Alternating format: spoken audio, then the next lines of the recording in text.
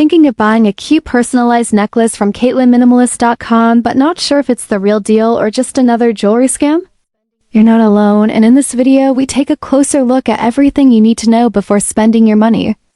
Caitlyn Minimalist is a California-based jewelry brand founded by Van Fong, also known as Kate, who started making custom pieces for her friends, and over time turned it into a full-scale online business that has gained serious popularity. The website has been live since 2016, that's over 8 years, which already sets it apart from sketchy pop-up stores that vanish overnight. On the surface, everything looks pretty solid. They've built a strong online presence, frequently post on social media, and actually engage with their followers in comments, which gives them a layer of credibility. They also provide multiple support options, including email, phone, and live chat, so if something goes wrong, at least you have someone to reach out to. But that's just one side of the story.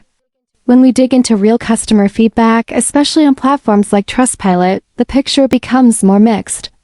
Some customers love the sentimental touch, timely delivery, and delicate designs, but others report poor craftsmanship, fading metal, and even orders that never arrived. There are also complaints about delayed responses or unhelpful support, which is definitely something to consider. So is Caitlyn Minimalist a legit jewelry brand?